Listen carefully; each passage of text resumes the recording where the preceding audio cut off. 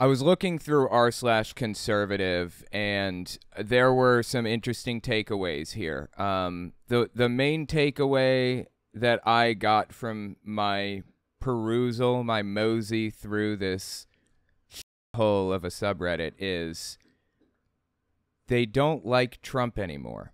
There is very clearly a distinct break in the party now between Trump and DeSantis. Let's just look at a few of these real quick, because in a second, I want to talk about these televangelists and their complete election meltdown over the fact that they think that the election was stolen and that Trump really won and blah, blah, blah. I'm talking the 2022 election right now, okay?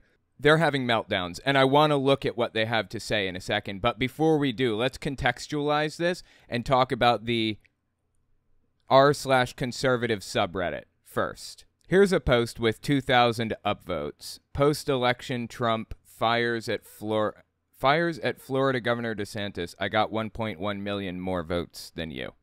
I remember seeing this tweet from Trump. This is going to get ugly, says the first comment. To be honest, DeSantis doesn't even need to respond to him. Only one of them is in office right now. Besides, DeSantis distancing himself from Trump is a good thing. Here's the next person. DeSantis is as cool as a cucumber, and people will see that in the way he deals with Trump's little toddler rants. DeSantis is 10,000 times better than Trump in pretty much every measurable way. You're seeing the clear, distinct split in the party now, right? Trump may flail around, but he's finished. The only way he wins the primary is if he's unchallenged. True, but he may start his own party if he doesn't get the nomination. Then we are done. That right there, my friends, that is the key to this whole situation. Trump knows he controls, what, 30% of the party, maybe 40%? Somewhere in there. Not the majority, I don't believe. And these people don't seem to believe it either. The majority are with DeSantis for 2024, right? But 30 or 40% control is enough to hand it to the Democrats. That's the thing. So if Trump chose, he could wreck the Republican Party permanently. He could split it right in half. I mean, look at this meme right here. It's a picture of Fetterman, Mehmet Oz, and Eric Gerhard and their election results. Eric Gerhard is the Libertarian candidate. He got more votes, 60,000 votes. It's more votes than the difference between Oz and Fetterman.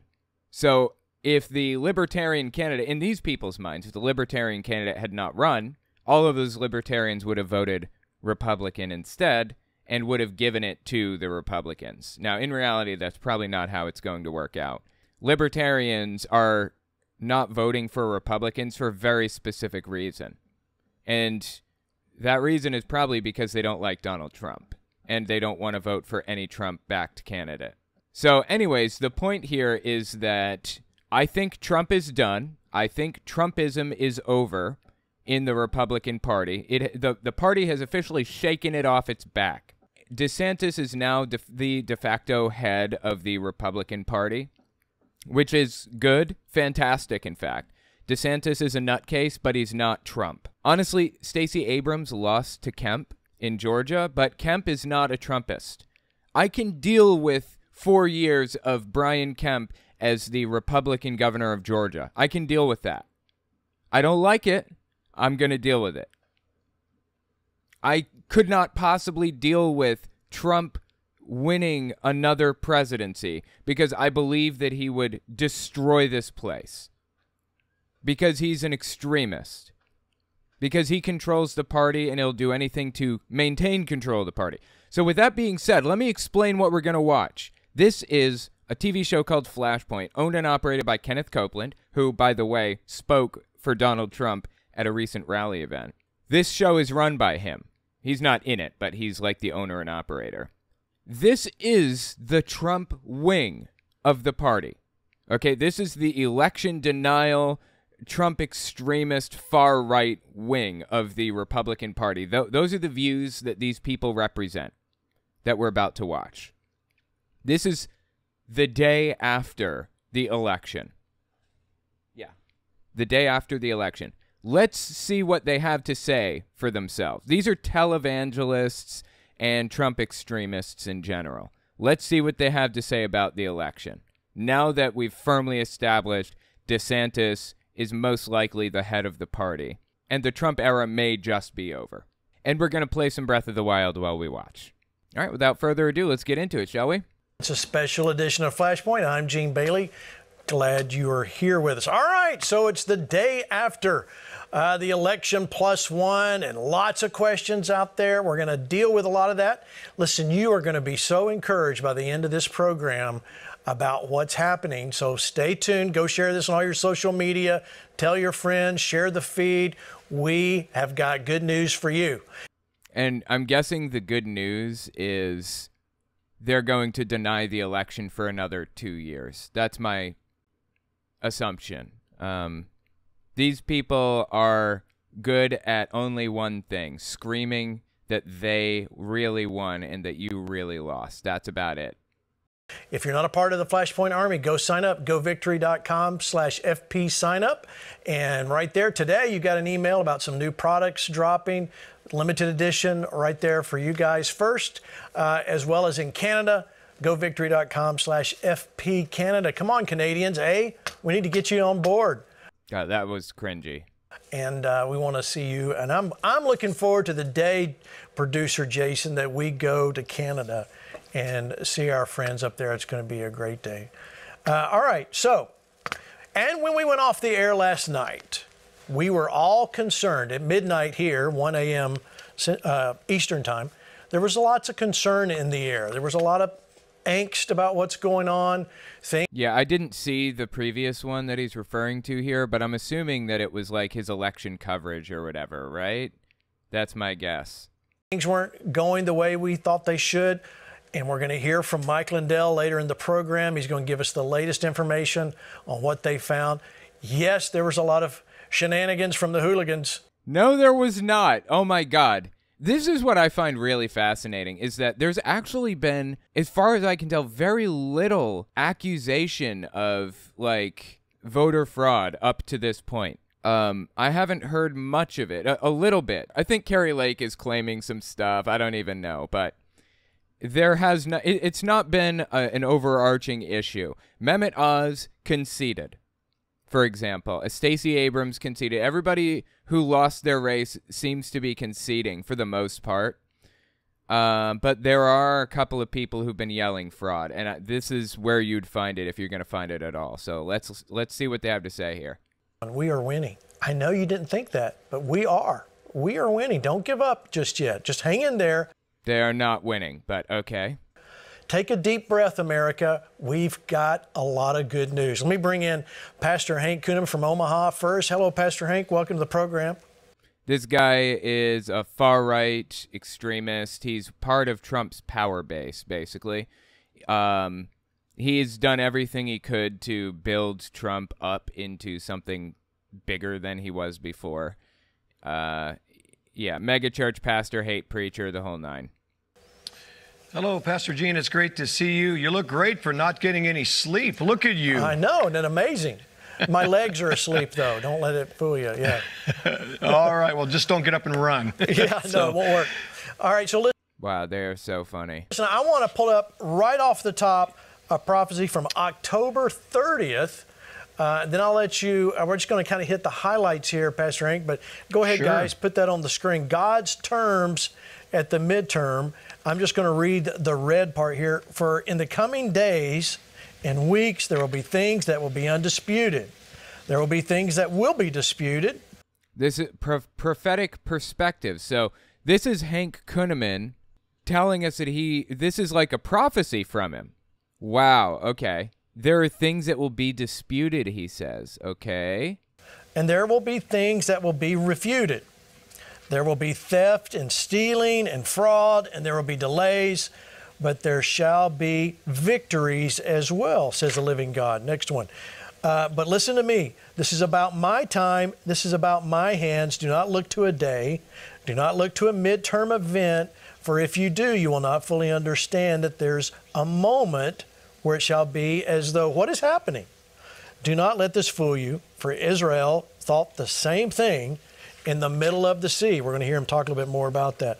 And yet, there was a great victory, and there's a victory, for I've declared that there is an unraveling that shall continue to take place, and there shall be reversals that will reset this earth again. So the inherent claim being made here, I guess, is there was cheating in the election, and all of the people that they wanted to win actually won in reality, and you are just being lied to. But God will fix it.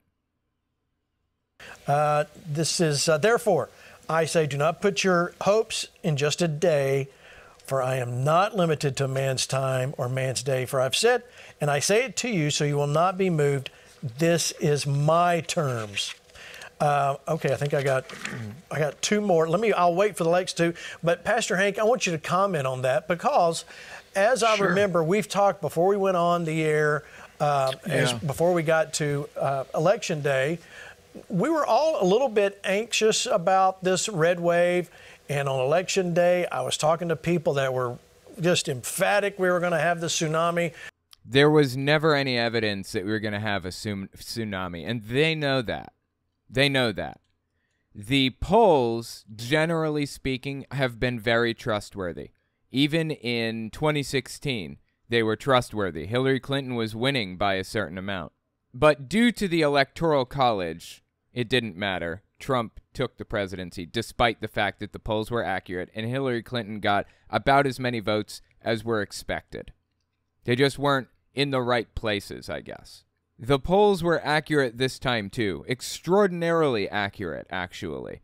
They were kind of tainted with some right-wing polls, some poll companies that tend to skew to the right a little bit. And for that reason, people thought that it was a little further right than it was supposed to, or then people thought it was a little bit further right than it turned up to be. Aside from that, in a midterm election, it almost always works out that the person that's not in power, the president that is not in power, or the political party that's not in power, takes the midterms. So in 2018, halfway through Trump's term, Democrats created like a blue wave. They just exploded in the midterms in 2018 because people were doing everything that they could to put a check on Trump's power. We expected the midterms this time to look like a red wave, not just because the polls were leaning a little bit red, but also because it was a midterm and Democrats are in power. So what he's saying here, everybody expected a red wave, that's not really exactly true. If we looked at the polls and trusted them, which we had every reason to do, we would understand that this was the most likely result. We did get some surprises, but generally speaking, this was roughly what the polls indicated. But you weren't one of them. You were hesitant. You know, you and I talked several times. I want you to speak to that, and then I'll read the last 2 pages of that. Yeah. You know, Pastor Gene, as I've said for 2 years, I don't really watch the news at all. And the reason is because I feel a tremendous responsibility from the Lord. You have 3 realms of information that come. One is from the throne room. Second is the second heaven, or what we call the prince of the power of the air. The enemy gets in there, witchcraft, occult, spiritual warfare. And then the third realm, which is the first realm, is the media, the culture, things that people are talking about. Okay, witchcraft and the media. All right. Cult, spiritual warfare. And then the third realm, which is the first realm, is the media, the culture, things that people are talking about. And so we have a responsibility to report what we hear from heaven. Right. And so I say that because as I have been pressing in and was pressing in with the Lord, He never said to me red wave. And I said it on this program, even the last 2 weeks at my church. I said, I said it Tuesday night on Flashpoint. I said to others, listen, in my church, others may be prophesying that. They may be hearing something different. Wow, I love it. Greg Locke does the exact same thing. He makes a very strong claim or hint, or they'll even come out and say it outright. Like, yeah, I believe that this is going to happen. And then when it doesn't happen, they'll say, now, I didn't prophesy that exactly. It's like they're hedging. This one is from 2020, I believe. I don't have a date on it, but no, maybe January 2021. Yeah, I think it's January 2021. Listen to what Greg Locke had to say back then. This is after we knew that Trump had lost the election, but before Biden had actually been inaugurated. I'm going to tell you some things you ought to expect this year. Now, I'm putting my neck on the line now. I ain't never done nothing like this. But I'm going to obey. They think they got this whole thing wrapped up. I don't care what happens on the 6th, and I don't care what happens on the 20th. I'm going to tell you something. God Almighty is about to dethrone Nancy Pelosi. It's about to happen. Okay. He's about to dethrone that baby butchering mongrel. About to dethrone that woman. Love how, she's still in power to this day. This is like years ago now. And she's still the Speaker of the House, even to this very moment. I'm telling you right now, if New York doesn't repent, if New York doesn't turn around, if New York doesn't get right with God, if New York don't recall that crazy, wicked, vile mayor and governor they got, you better know something. God's going to reach up. He's going to destroy that place. It's going to be desolate. It's going to be laid waste. And I'm telling you, if we do not get right with God in 2021, we ain't going to get another space of grace. This is it right here. This is it. Wow, weird, huh? If we don't get right with God as a country in 2021, we don't get another chance. Wow.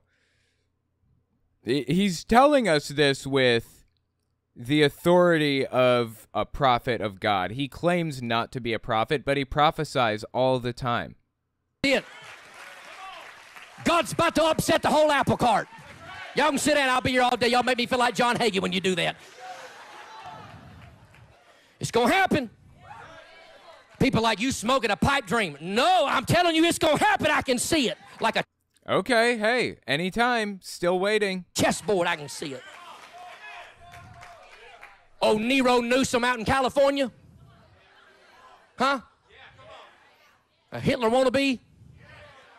Shutting. Okay, that's actually deeply offensive, first of all. Second, completely nonsensical. Gavin Newsom is not a quote-unquote Hitler wannabe. What does he even mean by that? I have no idea. And all them churches, telling people they got to mask up, can't have family gatherings. This isn't actually the one I wanted to watch. There's another one, but that one's crazy too.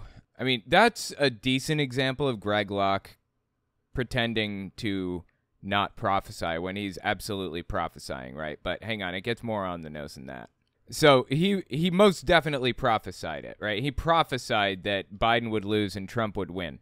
And then after being caught with his pants down effectively, finding out that Trump most definitely lost and Biden won, he comes out there and he has to correct the record and says this. Listen.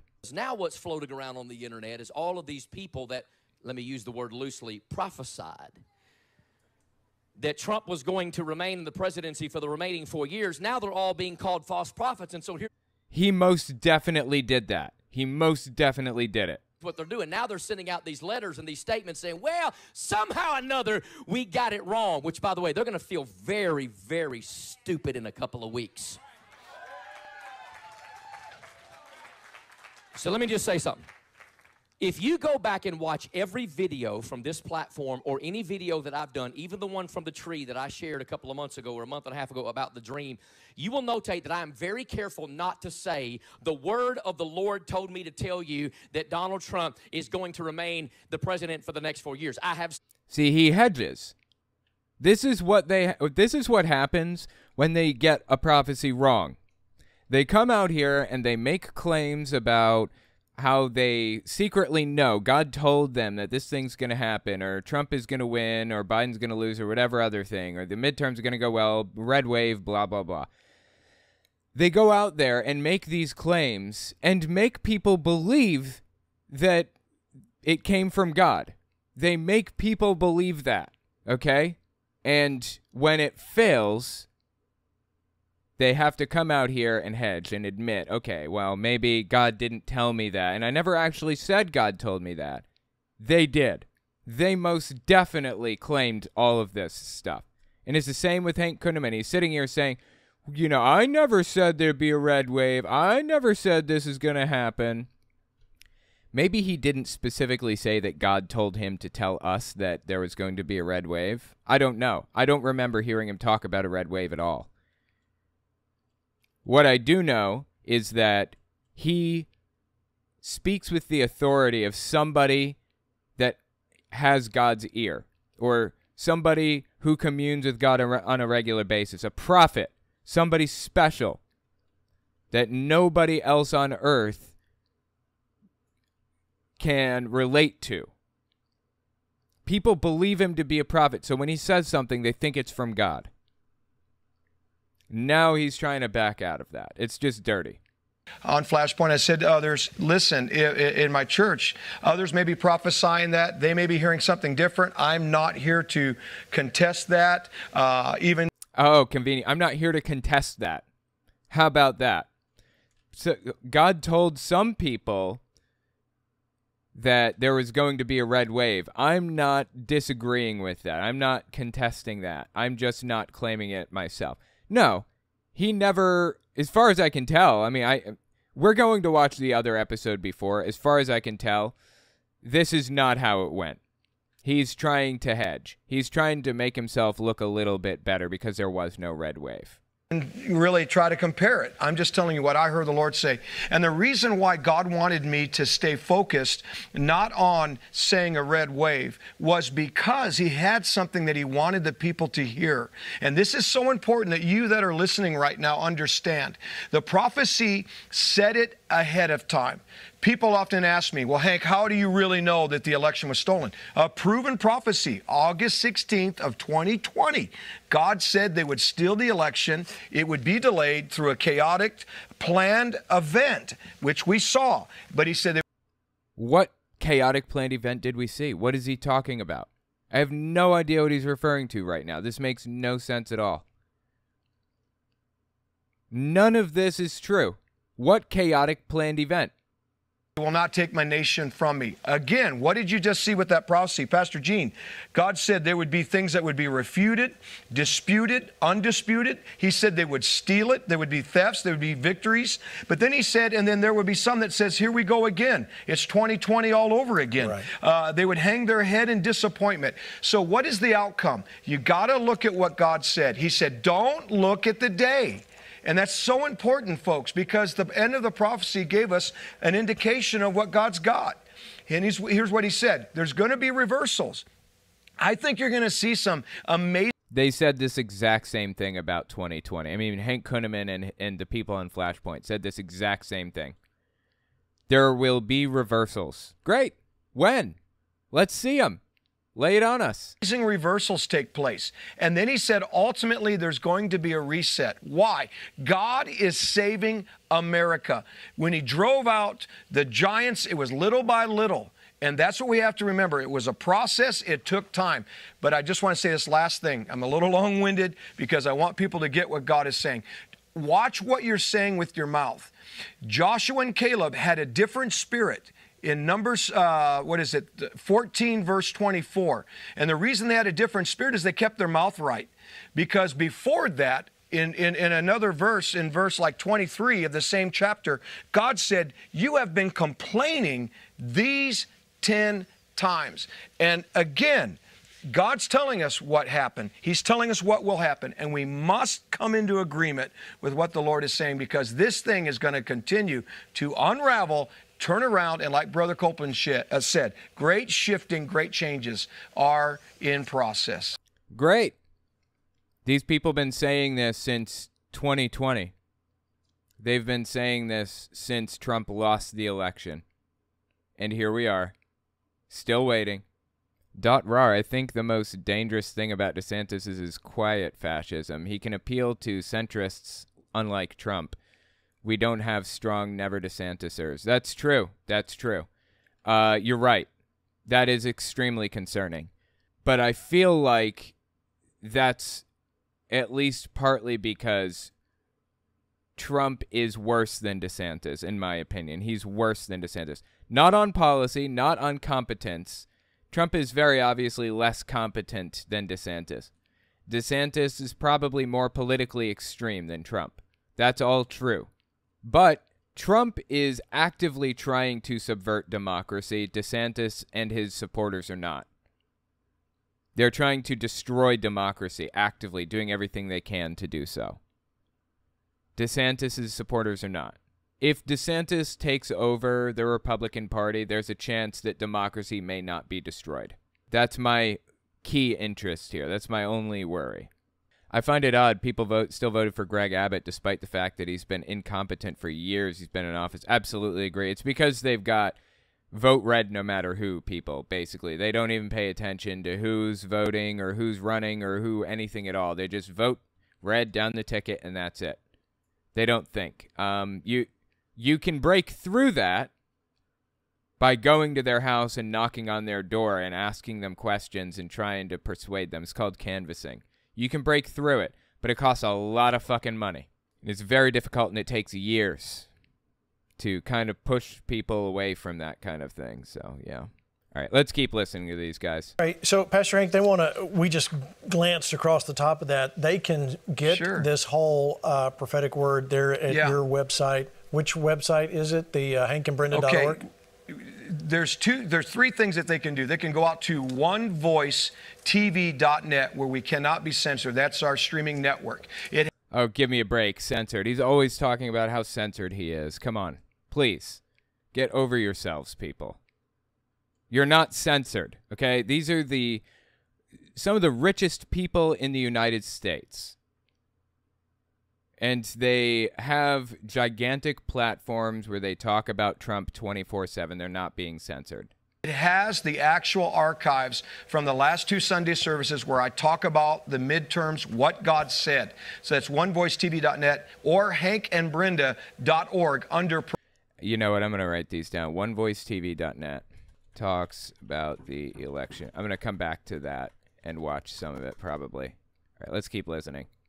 Prophetic perspectives. All of the prophecies are out there, most of them. They can also go to that. And then in just a few moments, Pastor Gene, I'm going in my sanctuary and doing a prophetic pulse where we're pulling up prophecies, even one specific one about Netanyahu. For the last 4 years, God said... Dude, Netanyahu isn't in power anymore, is he? Am I missing something? He's the ex-prime minister of Israel. What does he have to do with anything anymore? I'm not done with him. He's going to return. And when he returns, it's going to shake their government. And they're going to say, this has never happened before. And God told Israel in the prophecy, he said, I don't need your government to show you that I'm not done with this man. And I'm not done with you, Israel. Listen. Wow. That it doesn't surprise me that he likes Netanyahu. Netanyahu was a far-right extremist who explicitly said that he wanted a Jewish ethno-state and wanted to get rid of every Palestinian in Israel at any cost. It was deeply disturbing stuff, dude. Netanyahu is terrible. He's a terrible person in every way. Listen, if it happened for Netanyahu, if it happened for Israel's government, okay, they were supposed to have a guy serving a term. He resigned. God threw their whole election process in an unraveling, just like he said on that prophecy. Settle down, people. Watch what God will do and what he is doing. He's not done. And in fact, one prophecy said there's two that I've put my hand on in the earth, Netanyahu and President Donald Trump. And I'm telling you, this is playing out, and God's got it figured out.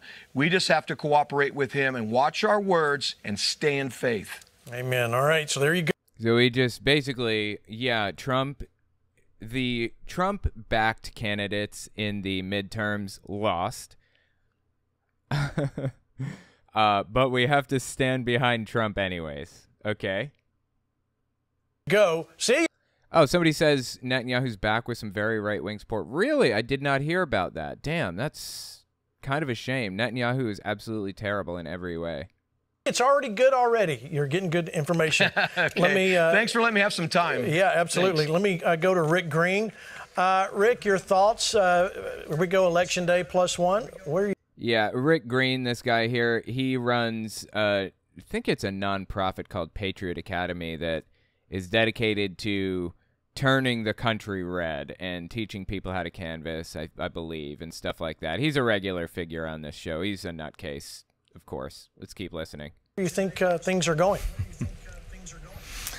Hey, Gene, well, you know I'm always going to shoot straight with you, man. I'll be honest, I was overconfident last night. I really expected the red wave. I was looking at all the polling. I was watching on the ground, listening on the ground. And, you know, I forgot something I tend to forget because I am such an optimist. And we all need to remember this. Listen, the giants in the land are this. The left has controlled for years every major institution in America, completely control education. Dude, what is he talking about? The left has controlled education and all that garbage? That's complete nonsense. No. Just because it isn't controlled by the far-right extremists does not mean it's controlled by the left. That is a non sequitur if I've ever seen one. Seems to be saying, he's not, like, outright denying the election, right? This guy specifically is not. He seems to be saying, yeah, I expected a red wave, but, you know, what can you do? Tentatively, so far at this moment, that's what he's saying. I'm kind of blown away that he's not saying there was a red wave, but it was stolen from us. That is totally what I expect from him. We'll see if he changes his tune in a minute. Entertainment, journalism, media, big tech, most of our big corporations now. They've controlled every major lever of influence in the culture. So what we should be surprised by is that we weren't obliterated last night. So we didn't get a red wave, but we had some great victories last night despite them controlling all those things. So I want to just pile on to what Hank was saying. Listen, there's giants in the land, and they have fortified cities, but God has given us the land, but it's going to take time. That biblical and civic ignorance that we're always talking about, when we don't know truth, we fall for the lie.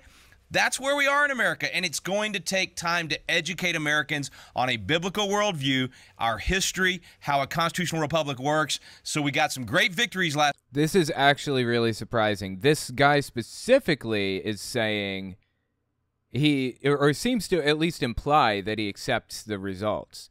But Hank Kunneman a minute ago very obviously did not seem to accept the results, right? He came out there and said there was cheating and we need to fix it and blah, blah, blah, all that other garbage. Last night, we got to stay in this fight and recognize this is a generational fight, Gene. It is a generational fight. Let me go to Pastor Rob McCoy from Thousand Oaks, California. I think you're still there in Arizona. Pastor Rob, what are you feeling today? I don't know this guy. I have never seen him before. I'm very optimistic. What Rick was pointing out, that he had expected a larger win, I get that, but the idea is to underpromise and overdeliver. This reminds me of 2016, where we went to bed and we thought it was just not going to be very good, and wake up the next day and realize, wow, this was great. And then 2020, we thought we had it in the bag, and we wake up and it's a nightmare. Well, we went to bed last night, and Arizona's not finished yet. There's 65% of the vote that's in. And if you could have seen the lines in Arizona and the folks that were waiting to drop off their ballots, and that's going to drop heavily for Kari Lake and Blake Masters. So you're going to see a state that has really tried to mess with the vote, and you're going to have now the... Okay, Arizona has not tried to mess with the vote. More election denialism from these people. It's like built into everything that they are. It's built into their core personalities. Aside from that, it appears to me right now, just a day or two after the election, tentatively, that the Democrat is going to win re-election in Arizona for the Senate, and the Republican's going to win for the governorship. Kari Lake is the governor candidate in Arizona right now. I believe that she might win this. Katie Hobbs, I think, is the Democrat. It's going to be a little bit of a disaster if Kari Lake wins, because she is absolutely unhinged. She's a hardcore Trumper, extremist, election denier, and the governor appoints the Secretary of State, I believe. And the Secretary of State decides a lot of election-related stuff. They control the election stuff, so it will not be a fantastic situation if Kari Lake wins. But, you know, time will tell. We'll see what happens. The highest elected official in the state, likely going to be Kari Lake. Not likely, possibly. I really find it interesting that it seems like half the people here are denying the results and the other half are not. Gene Bailey and Hank Kunneman came out and said, this is fake, they cheated, we're going to take it back, God's going to change things to give us this election, and blah, blah, blah. And their smaller guests, Rick Green and this guy, Hank whatever he is, they seem to be accepting the results or just talking logically about the ramifications of what happened, basically. I remember, you know, dimpled ballots and hanging chads in Florida, and that's a reference to the 2000 election, I believe. It was Al Gore versus George Bush. Al Gore most definitely won that.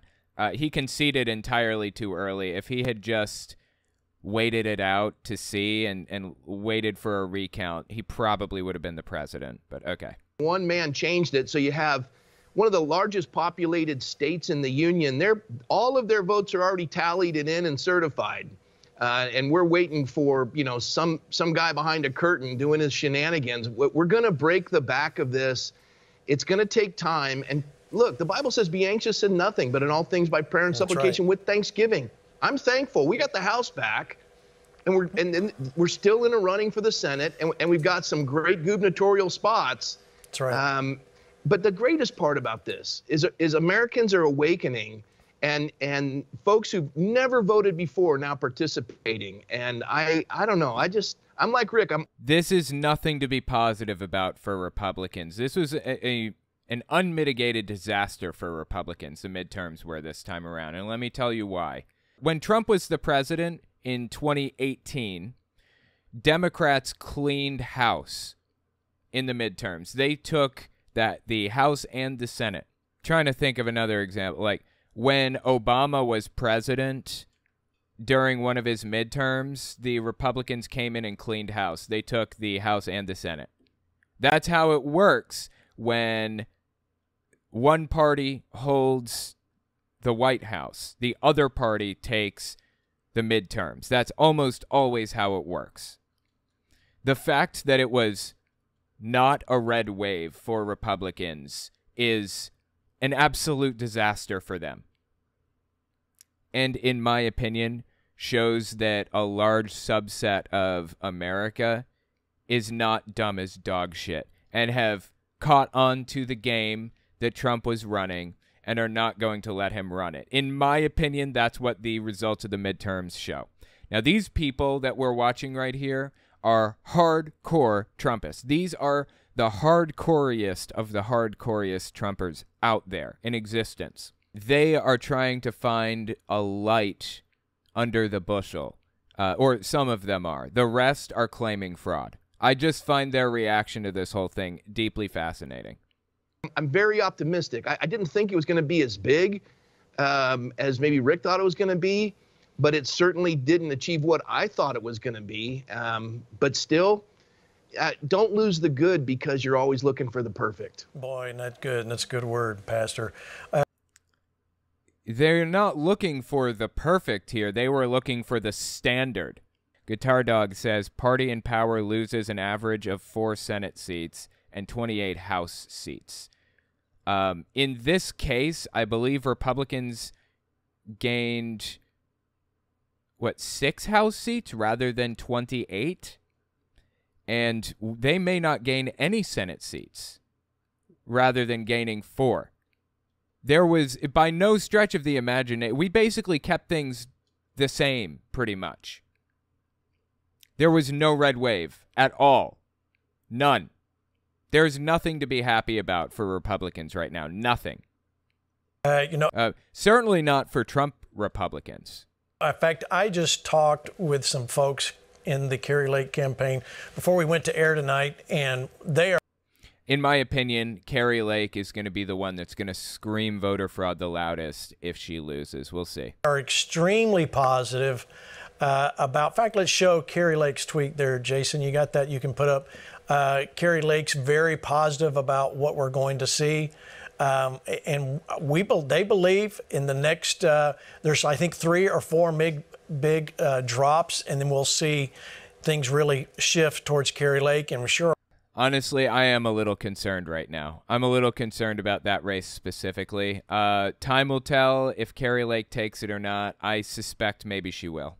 As of the time this is being edited, Kari Lake did, in fact, lose her bid for governor of Arizona. And surprise, surprise, she is screaming about voter fraud. I think the fact that screaming about voter fraud didn't hand Trump the presidency last time is a sign they aren't going to accomplish anything except destroy democracy. So most people didn't bother, including Mastriano, governor candidate for Pennsylvania, and Mehmet Oz, Senate candidate for Pennsylvania. They both conceded when they lost, but not Kari Lake. She's still screaming about it. We're hoping that will be the same with Blake Masters. So there it is. Wow, we're going to win big. Stay tuned, Arizona. So there you go. There's more good news right there. But as Pastor Rob was talking about, one of the big stories last night was in Florida, because Florida used to be, we used to roll our eyes, Chris Ann Hall, because here we go, waiting on Florida to get it together down there. And not so. Things have turned around in Florida, a long way from the dangling Chad days. Come on, give us an update. What went right in Florida, Chris Ann? One of the more concerning things about Florida is the Department of Justice sends around election monitors everywhere, regularly. This is what they do. They've done it for 50 years. This is standard practice. Not unusual at all. Florida and every other state have been dealing with Department of Justice election monitors, for decades and decades. For the first time, Florida declined to allow Department of Justice election monitors in. For the first time in 50 years, from my understanding. Again, I'm not an expert in this. Take everything I say with a grain of salt. That's my understanding of the situation. That's deeply disturbing stuff, dude. I'm not claiming there was fraud or anything. No one else seems to believe that there was, so I'm going with no. But this is a disturbing trend that we see taking place. Well, I'll tell you what went right in Florida. We have a Florida population that has become unified in liberty. I want everybody to remember Florida is the state during the lockdowns where Pastor Rodney Howard-Browne was arrested, and the rest of the world... Who? I have no idea who she's talking about, and I watch this stuff real closely. There were some pastors there was one pastor particularly who was arrested, and that was Tony Spell.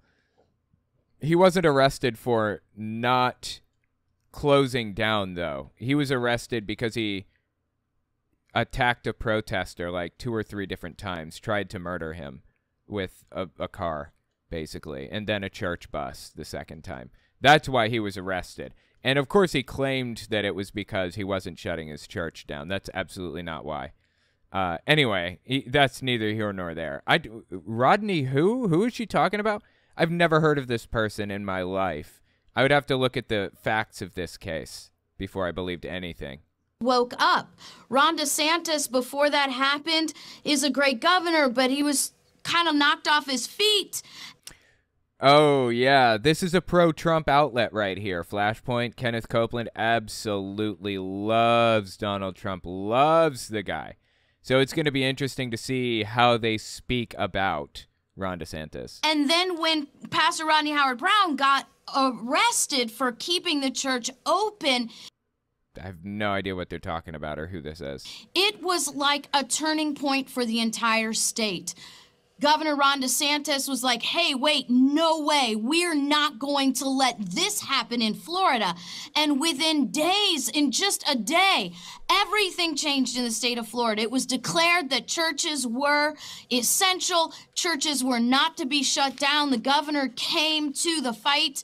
And the people, the believing Christians and the patriots all united together in the name of liberty. And that's where Florida changed.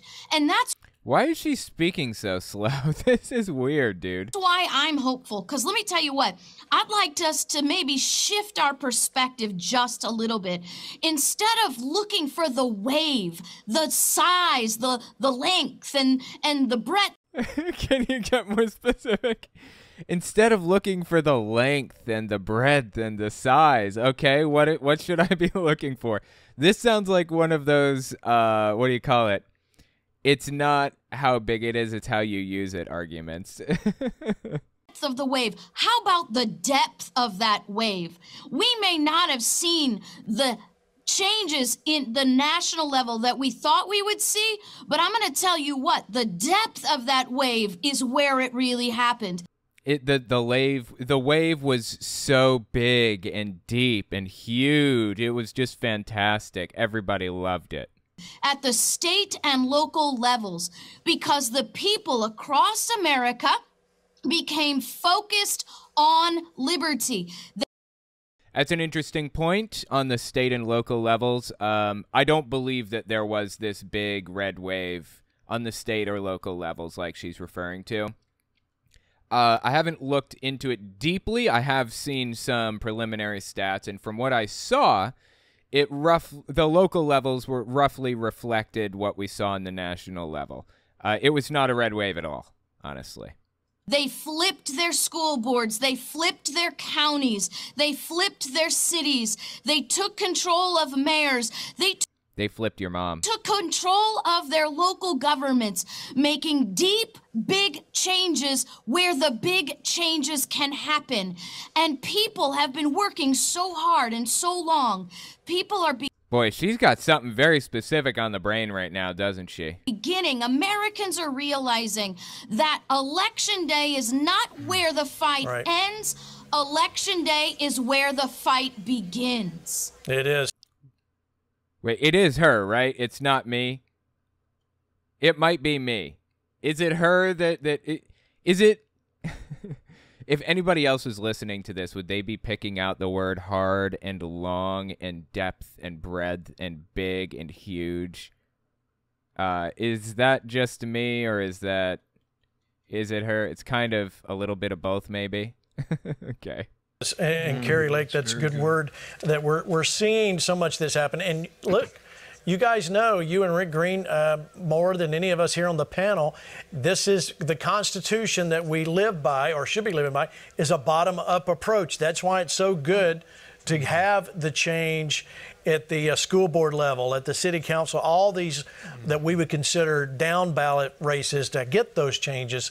Shows you we're changing the future. The trajectory that we were on is being changed, so it's good news. Did he say trajectory? The trajectory that we're on? I think the word is trajectory, not for nothing. Everybody. And some of you are saying on social media, is this really live? Yes, it's really live. It's Wednesday night, and we're really here. This isn't a rerun. It's the day after the election, and we've got stuff to talk about. All right, so let's go to Georgia. Let me show you this. All eyes are on Herschel Walker, Raphael.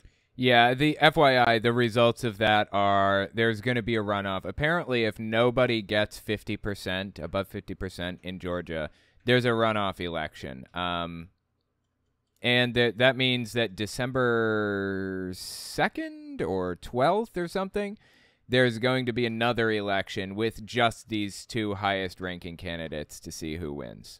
Warnock, look at this from Decision Desk. Advance to a runoff for U.S. Senate in Georgia. Now, all of the votes are not in, but they're close enough that even if if all the votes that were tabulated went to one or the other, it would definitely still not be enough to not cause. We'd have to have a runoff no matter what. So we're then a runoff. Interesting thing here, Rick Green, when we look at this.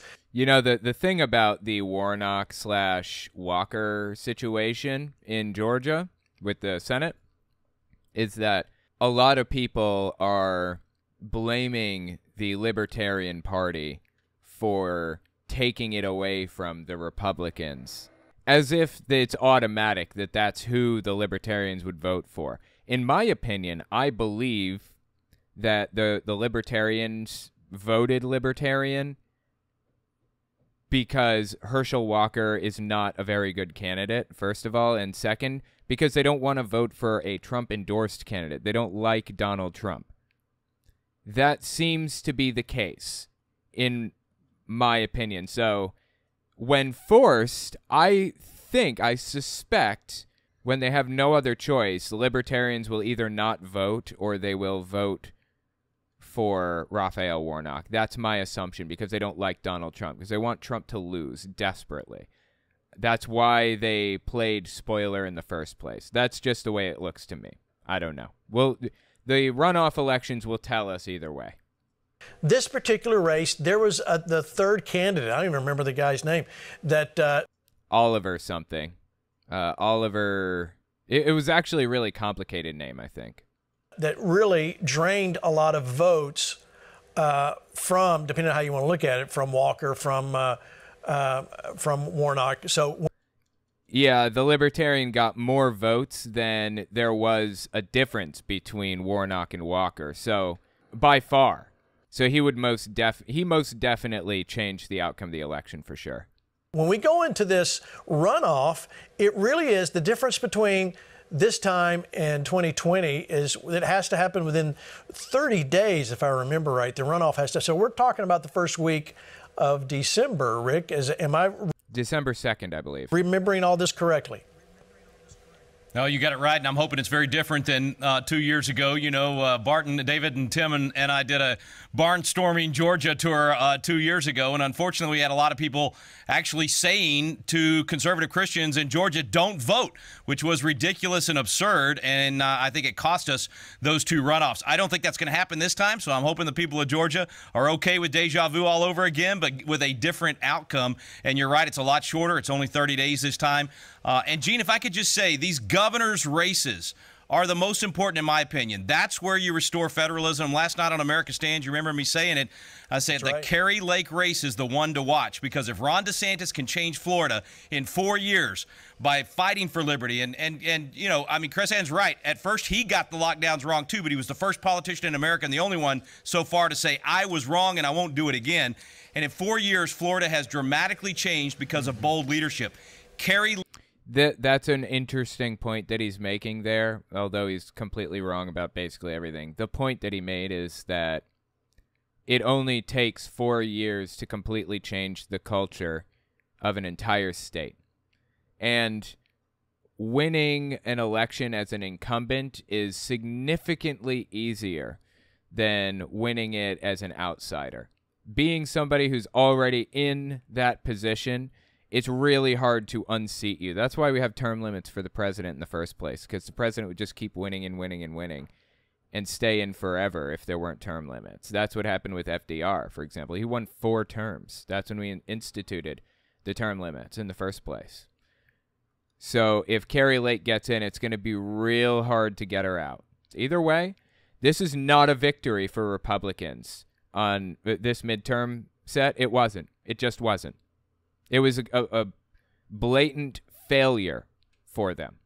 Lake will be that for Arizona, and that will then, that courage of Ron DeSantis and Kerry Lake is going to cause other governors to find courage because it's contagious. So I just want to come back to Kerry Lake for just a second to say that is still the one to watch. I believe she will win. She'll be the boldest governor in America, and it's going to set an example, and I think we're going to see some dominoes fall from there.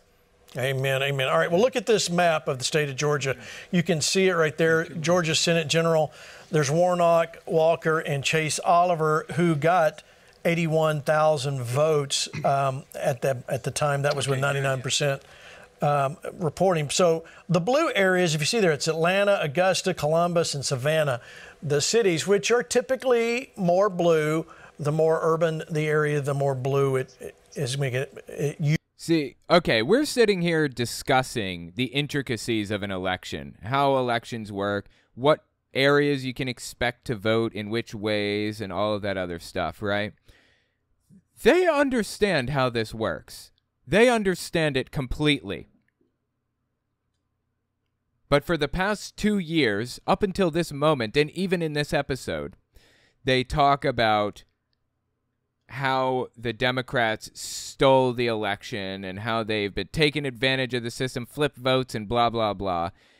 If they actually understand how this works, they can't possibly believe that. And they do understand how this works. You can't tell me otherwise. They're sitting here explaining it to people. It just blows me away that anybody actually believes the garbage out of their mouths. Usually is. So definitely a race that we're watching. And those of you that live in Georgia, my home state, get ready to vote on the day of election. All right, Pastor Hank, you had a comment. Yeah, I did. I felt something come up in my heart from the Lord. You know, I was thinking about 1 Kings 18, I said before the midterm, and I told the people to watch for a pattern, a prophetic narrative, a prophetic pattern. It said in 1 Kings 18 that it literally started in the morning and it went into the midday or the midterm. And what it was is the prophets of Baal were dancing, cutting themselves, self-inflicted. Prophets of Baal. Prophets of Baal. So he's saying Luciferians, the cabal. He's talking about like Satan worshipers, I guess, who prophesy in the name of Baal? Question mark. I'm confused, but I've never heard that term before. Inflicted wounds, dressing it up, making it look a certain way. And then the Bible says after the midday, and I kept telling people, watch. It's not so much the midterm, the midday, and all the nonsense leading up to it, like in 1 Kings 18. It's what's coming after. And something happened with Georgia. You mentioned. I was thinking of Philadelphia and Arizona. Pastor Gene, we were in Arizona for Flashpoint Live. We were in Georgia for Flashpoint Live. The Lord prophesied in Atlanta, said, watch the lightning. Prophesied about statues falling. 3 days later, we leave. And the Georgia Guidestone fell. That is no coincidence. It literally means... Oh, my God. I remember when this happened, the Georgia Guidestone. No, let me clarify actually what happened. The Georgia Guidestones did not fall, quote unquote. I got to write this one down. Let's see, 2120. Give me a second. Write this down. Guidestones did not fall. A domestic terrorist planted explosives on them and blew them up. And we have video of it, actually. I have video right here. Let me pull it up. You're going to have to look really closely, though. Just watch. Watch this. Explosion from either side. That's not Guidestones falling. What are they talking about? And if you look closely... Hold on. This isn't the one. Wait, let me find the one. Here we go. This was released by Georgia, the GBI, the Georgia Bureau of Investigation. This is before they exploded. You see the little person, the little fella running up and dropping something in between, like the Guidestone things. He drops it there and then runs off. They didn't fall. It was a domestic terror attack where they blew them up. But, okay, go on, Hank. Prophesied about statues falling. 3 days later, we leave, and the Georgia Guidestone fell. That is no coincidence. It literally means God is going to continue to cause what needs to fall in Georgia. When you prophesy that a statue is going to fall, and then somebody blows it up, that's a little bit different. It's like Julie Green prophesying, quote unquote, that Nancy Pelosi was going to die at the hands of God or whatever before the midterm elections. They know Nancy can't handle the presidency. No, they know she's a drunk, but they know she is dying, and they helped with that. They are now disposing of anyone they feel is no longer useful to them. She failed the puppet masters with her 2 impeachments that didn't work. No assignment and anything they gave her against Trump, it didn't work. So now she is seen as a failure. Her days are coming to an end, and she will not last until the 2020 midterm elections. Now that's interesting, right? She won't last till the 2020 midterms. What she just said was a prophecy from God. This is a prophecy from God that she just gave us, okay?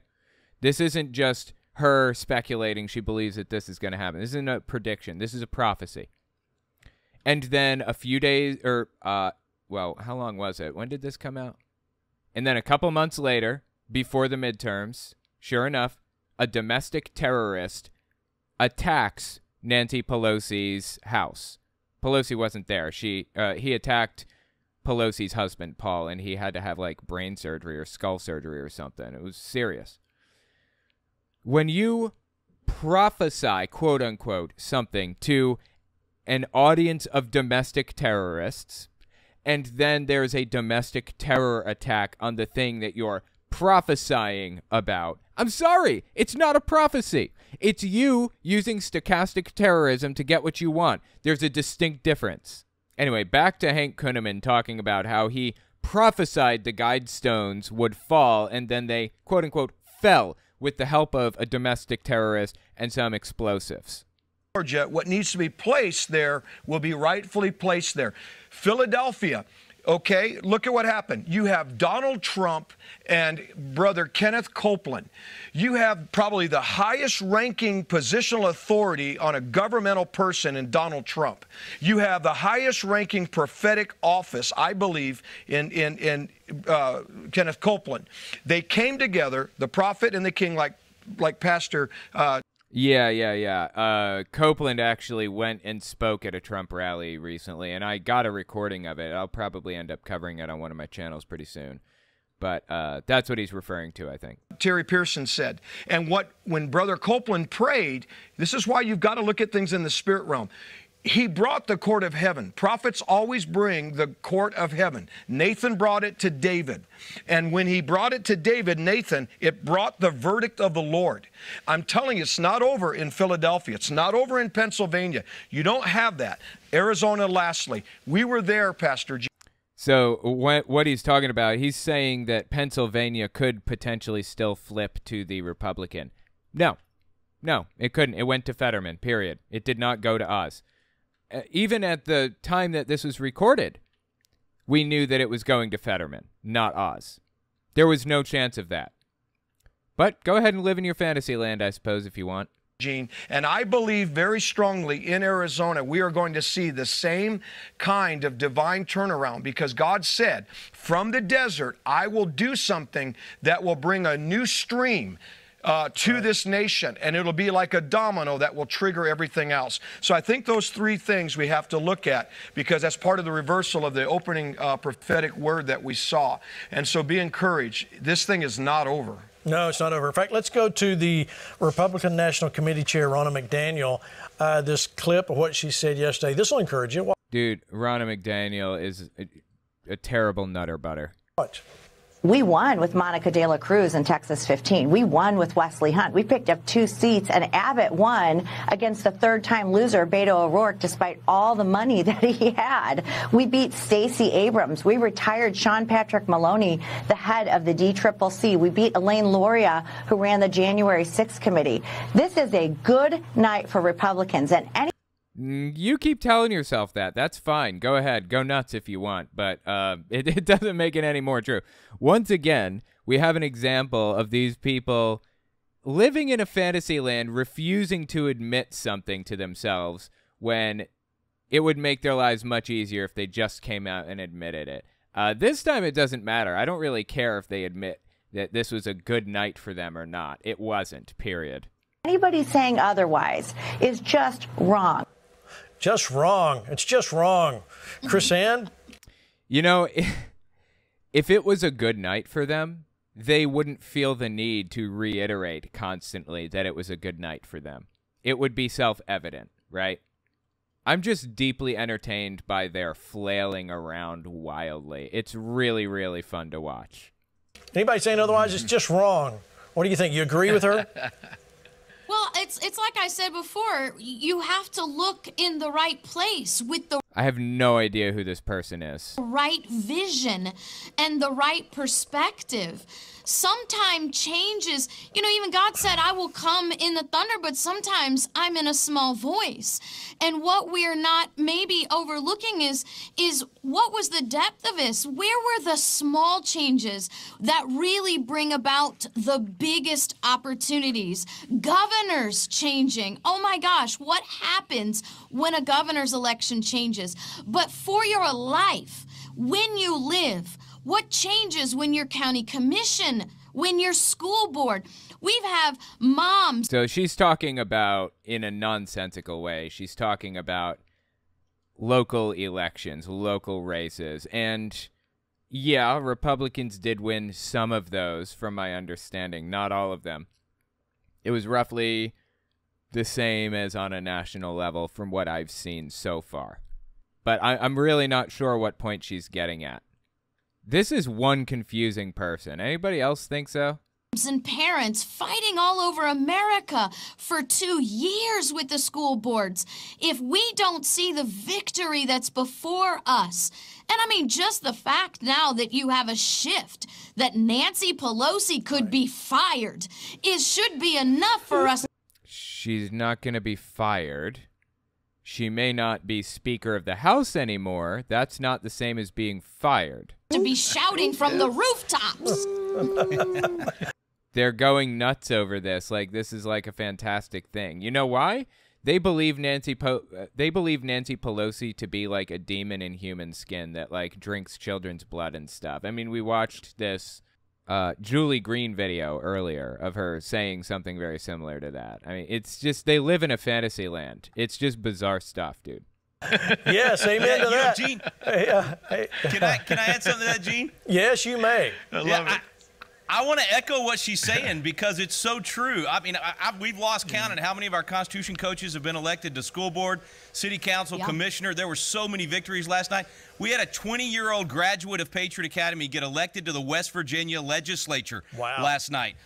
Wow, West Virginia. What a bastion of progressivism, right? West Virginia. If a Republican can get elected in West Virginia, a Republican can get elected anywhere, huh? Wow. That is so impressive on the part of West Virginia to vote for a Republican for once. One of our former governors of Patriot Academy was elected to Congress in Arizona. They just got the final results a couple of hours ago in District 6. Juan Ciscomani, who, by the way, is a big fan of Flashpoint and Victory News, now going to Congress. So Chris Ann's right. I mean, we are winning at the local level. All those mama bears that have been fighting for 2 years, that result is going to be seen. State Board of Education in Texas, we picked up seats in the State Board of Education, which means that big fight we had this summer over the social studies textbooks that got put off to next year, now we have more votes with us to kill all the woke stuff and get the good stuff back into the textbook. So I agree. Lots of good positives. He does make a good point. The Republican Party has been putting a concerted effort into taking control of school boards. We have to do absolutely everything we can to prevent Republicans from taking control on a local level. It's very important that we get out there and vote, particularly on a local level. In fact, I'd argue a local level is even more important than a national level. Your vote is worth a lot more on a local level than on a national level anyways. Get out there and vote is the point. I know it's a little late now. The votes are done, but still, it's important that we vote. And just look at Boebert's election. Oh my God, have you guys seen what's happening with Boebert? Or Boebert, as some people prefer? Oh my God, dude. It's within like 100 votes. It's within 70-something votes, I think. Look, 156,682 votes for Boebert and 156,746 for Adam Frisch, her opponent. We're going to whip the calculator out. Let's see, what is that? Actually, let's see if I can do it without calculator. 82 to 46. So what is that? 64? Is that right? 746 minus 682. 64, yeah. 64 votes. A 64-vote difference, guys. Holy Christ on a cracker, is that close. It looks like Boebert will no longer be in Congress, tentatively. Gonna have to wait and see. It's not guaranteed, but At this immediate moment, that's what it looks like. A recount could absolutely change the results of this, though. So we'll see. Looks like Boebert's opponent, Adam Frisch, conceded to her. So Boebert will still be in Congress, unfortunately, but oh my God, was it close. For us to focus on, and I love it when we win at the local level, and our viewers need to know that's where you rebuild the wall. That's right. Is right there in your neighborhood and in your community. Come on, that'll work. That'll work. All right, look, let's go to North Carolina. I used to live there too. Look at this, the RNC research talking about Ted Budd of North Carolina. We can get the Ted Budd won North Carolina, I believe, which is a shame. That sucks, but what can you do? You know, take the wins as you get them. We got a lot of wins last night, or night, whenever it was. It wasn't last night. We got a lot of wins the other night. I can't complain about that. We shouldn't have gotten any wins. We should have lost so much ground. It's ridiculous because Democrats are in power in the presidency right now. Every time that's the case, the party in power loses seats like mad. We have not lost seats like mad. We've lost 6 seats in Congress, I believe, so far, or something like that. Somewhere in there. It absolutely sucked for Republicans. The job done. Play the clip. And here's what you've told me. You've said you've had enough of policies that make your lives worse. And you're sick of paying too much at the grocery store and at the gas pump. You're tired of feeling unsafe when you walk the streets. You're tired of being attacked just because you want to know what your kids are being taught at school. Okay, this is ridiculous on so many levels. This is not representative of reality, but all right, go on. You know, our motto here in this state is esse quam videre, to be rather than to seem. So here in North Carolina, we're not flashy, we're not loud. Folks, we just get the job done. And that job is important now more than ever. It's time now to put the brakes on the Biden agenda of reckless spending, overregulation, and higher taxes. It's time to fully support the men and women of law enforcement who keep us safe each and every day. Okay, how is he going to, quote-unquote, put brakes on Biden or whatever? How is any of this going to work? He does not have the power to do any of this shit. He's just grandstanding here, of course. Yeah, amen. Good word from Ted Budd in North Carolina. Pastor Rob, are you getting the sense that there's a little more positivity coming out tonight? Gene, I lost audio, so hopefully you can hear me. I'm not sure if you were asking me about North Carolina, but I can tell you Neil Jackson is a pastor who won in the State House in North Carolina. I was thrilled by that. This was a pastor who had really not engaged in politics and went to an American Renewal Project with David Lane, started to realize his responsibility in the ecclesia, the public square, ran for office and won. We're seeing this across the country, and we've seen victories in our own city. Right. People are pushing back, and you don't despise the day of small beginnings. Listen, this didn't happen overnight. The secular progressive left has been dominating us while we've been sound asleep. Like I said earlier, while we've been busy doing church, they've been in the ecclesia wreaking havoc. And now we're in the what? Stepping back into it. Small victories are victories. When I ran for city council, I won by 52 votes. And you know what you call the guy who wins by 52 votes? The winner. I won re-election by over 4,000 votes. And the guy who ran that I backed, he's going to win that seat in the city council. So this is very exciting. I truly am excited that there is a shift in the body of Christ, but more importantly, pastors who never thought they were supposed to be involved in politics are getting involved, like never. Yeah, so violating separation of church and state, and he's applauding that. He thinks it's fantastic. Before. That's a great joy to me. It is a great joy. So many great things. All right, we're going to take a break. When we come back, by the way, thank you, Chris Ann, for joining us. I know you need to go. After the break, we're going to bring in Mike Lindell. He's probably got something to say. I don't know. Oh, boy, Mike Lindell. That one's going to be wild. No, don't go away. We'll be right back. That's all I've got for you this time. If you like what I do and you want to see me continue to do it, don't forget to check me out on Patreon. And let me know if you want to see more stuff like this in the comments or on Twitter. Thanks for watching, guys.